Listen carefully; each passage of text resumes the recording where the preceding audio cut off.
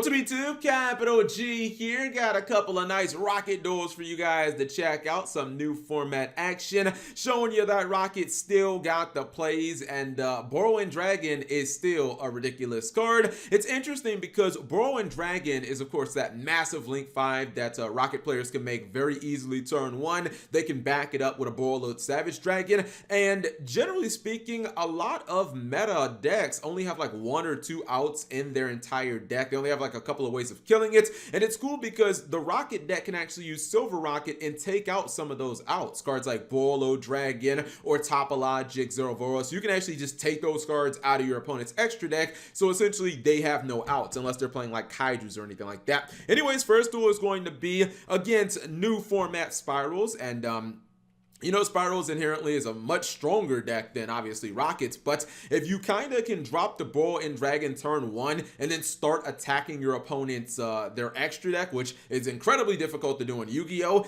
they're really not going to be able to out the card. Like, they won't have an out here. So you guys can see right there, he's got the Silver Rocket on board. There's Burrowing Dragon. Of course, you're always going to make Savage Dragon in your turn 1s because that gives you the negation, and now he's able to use his End Dragon on the copy of Silver, getting the rocket or the rocket tracer from his deck, or excuse me, from his graveyard, and then he'll be able to activate the effect. So he realizes like, hey, there's a very good chance that you ain't going to be able to out this card, maybe except for a couple of ways. I'm gonna go ahead and start taking out those ways. So he takes away his opponent's Burrowload Dragon, which of course could obviously out Burrowing Dragon, and then he's basically going to double down on this strategy. Tracer is going to activate itself. He's able to pull the Silver out of his deck, then he'll go ahead and activate the effect.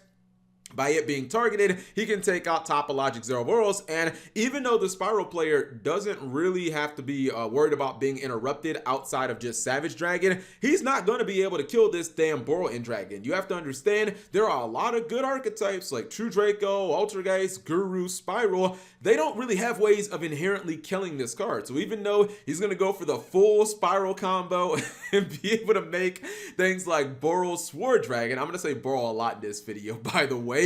He's able to make like Burrow Sword Dragon and all this other stuff. You know, they obviously search for like the free DD Crow. It's just honestly not gonna matter if you can't kill this freaking card. He already took down the Savage Dragon, so you would think, ah, Cap G, clearly Spyral they got this in the you know, bag. He's gonna take out his field spell. I was like, all right, this is basically a free duel. Spyral's just doing whatever he wants. Picked up a couple of hand traps in the process, but when this card can't be destroyed by battle, guys, that is the important thing, because even though he gets him down to 50 life points, he's not able to close the door shut, and there is obviously the boot sector launch in his hand. That means that he could possibly get like 5 monsters. If this thing resolves, I think that he'll obviously be in a really good position.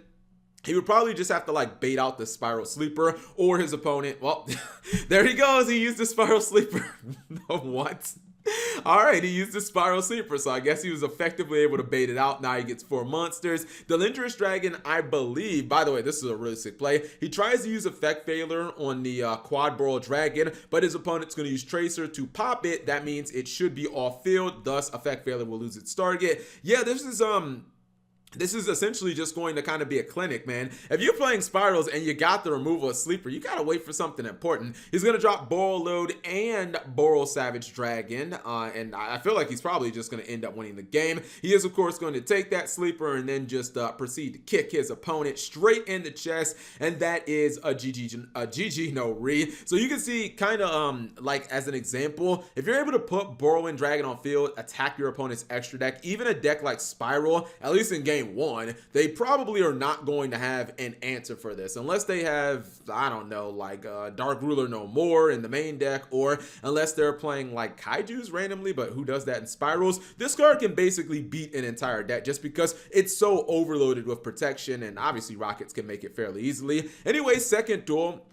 It's going to be against the Salamangreat deck, and I don't think I would have held my Ash Blossom. I feel like when your opponent goes for Absol Dragon, I think that's a pretty decent chance to just go ahead and use the Ash Blossom, but I mean, I guess that's just me. I guess he feels okay with the Phantasme because he is going to drop that, and he ends up drawing into another Phantasme, so I don't know if that was super helpful. Anyways, he is letting him get all these searches under Ash Blossom. That is, that's kind of crazy that he's letting him do this. I guess he really wanted to save it for the Guard Dragon LP, which he will use it on, but at this point, your opponent does have enough materials to go into that Burrow-in Dragon, and this could be another situation. Like, I don't know that Salamangreat, well, I guess it's as simple as, are you playing Fusion of Fire? Because if you're playing Fusion of Fire, obviously you can fuse with your opponent's Burrow-in Dragon, but most Salamangreat decks, like maybe 85%, 90%, somewhere between that, don't play Fusion of Fire anymore. You can see he does the same thing. I'm going to take your Burrow Dragon so you can't out this damn thing, and I feel like he's probably going to just be like, all right, Cap, I don't have any outs to this card. We're going to scoop it up. He's not using any of his negation.